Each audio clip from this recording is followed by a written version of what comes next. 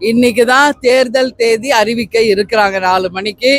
எனவே நிச்சயமாக தமிழ்நாட்டுக்கும் தமிழக மக்களுக்கும் நல்லது நிச்சயம் நடக்கும். எங்களுடைய கூட்டணி மகத்தான வெற்றி பெற்று 200 தொகுதிகளுக்கு மேல் வெற்றி பெற்று ஆட்சி அமைப்போம் என்பதை இந்த நேரத்தில் நான் சொல்றேங்க.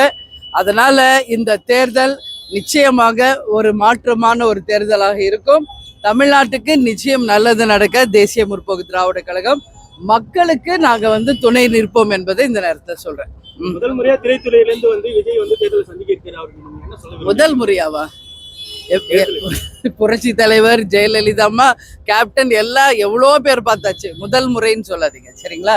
அதனால அவரை பத்தின கேள்வி அவர்கிட்டையும் அவங்க கட்சிக்காரங்க கிட்ட கேட்கணும். எங்க கிட்ட எங்க கட்சியை பத்தி எங்க கூட்டணியை பத்தி கேளுங்க, நான் பதில் சொல்றேன். ஆமாங்க ஆமாங்க. அத நீங்க விஜய் வரும்போது விஜய்கிட்ட கேளுங்க. எனக்கு எப்படி தெரியும் அவர் எங்கேயோ இருக்காரு, நான் எங்கேயோ இருக்கேன்? இந்த கேள்வி என்கிட்ட கேட்டா எப்படி புரியுதுங்களா? தாவேகா கேட்டா இல்ல விஜய்கிட்ட கேளுங்க. தேமுதிக வந்ததால விடுதலை சிறுத்தைகள் கம்யூனிஸ்ட் கட்சிகள்லாம் கொஞ்சம் பாதிப்பு ஏற்பட்டிருக்காங்க, தொகுதி அளவுல பாதிப்பு ஏற்பட்டிருக்காங்க. அது நீங்க எப்படி யார் சொல்றாங்க? அது இதெல்லாம் ஏசி எங்களுக்காக பதில் சொல்ல முடியாது. நான் அப்படியெல்லாம் யாருமே அப்படி கிடையாது. இந்த கூட்டணி பலமான ஒரு கூட்டணியா இருக்கு. இஃப்தார் நோன்பு விருதுல கூட்டணி கட்சியை சேர்ந்து எல்லாரும் பங்கேற்றாங்க. எல்லாரும் சந்தோஷமா இருக்காங்க. அப்படியெல்லாம் ஒண்ணும் கிடையாது. இன்னும் ஓரிரு நாட்களில நிச்சயமாக யாருக்கு எவ்வளவு நம்பர் எந்த தொகுதி என்பது அறிவிக்கப்படும். அதற்கு பிறகு எங்கள் குழு சென்று வேட்பாளரையும் வெகு விரைவில் அறிவிக்கும். நிச்சயமாக எப்பயுமே தேமுதிக தனிச்சு போட்டிட்டு இருக்கோம். ஒவ்வொரு தேர்தலிலும் இதுவரைக்கும் தமிழ்நாட்டில் நடந்த அத்தனை தேர்தல்களிலும் போட்டிட்டு இருக்கோம். உறுதியாக இந்த முறையும் இந்த தேர்தலையும் தேமுதிக சார்பாக போட்டிடுவோம்.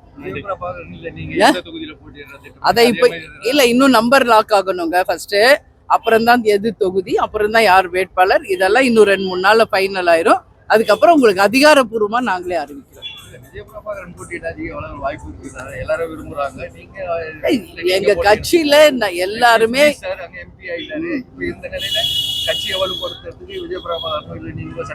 இல்ல, எங்க நிர்வாகிகள் தொண்டர்கள் எல்லாருமே அதை விரும்புறாங்க. நான் போட்டியிடணும், விஜய் பிரபாகர் போட்டியிடணும், எல்லார் கருத்தும் அது இருக்குங்க. அதனால பொறுத்து இருங்க, பாருங்க எங்களுக்கு எத்தனை தொகுதி கிடைக்குது, எந்த தொகுதி கிடைக்குது, நம்பர் எவ்வளவு கிடைக்குது. அதுக்கு பிறகுதான் எந்த தொகுதியில யார் வேட்பாளர் என்றதை நாங்களே உரிய முறையில் அறிவிக்கிறோம். அடிக்கடி விஜய் காஞ்சிபுரம் தொகுதியில் நிக்கிற மாதிரி யாருங்க? நான் இங்க இது கோயில் ஸ்தலம் தானே, எல்லா தெய்வங்களும் இருக்கின்ற ஒரு புனித தலம். அதனால நான் எப்பெல்லாம் நான் டைம் கிடைக்குதோ, எங்க மாவட்ட செயலாளர் இருக்காரு, எங்க நிர்வாகிகள் இருக்காங்க, எப்பெல்லாம் நான் இங்க கோயிலுக்கு வரணும்னு நினைக்கிறேன் கோயிலுக்கு வரேன். அதுக்காக இந்த தொகுதியில நிப்பானான்றதுக்கு இப்ப நான் பதில் சொல்ல முடியாது சரிங்களா? அப்படி கிடையாது. நான் இன்னைக்கு 100% நான் கோயிலுக்காக தான் வந்தேன்.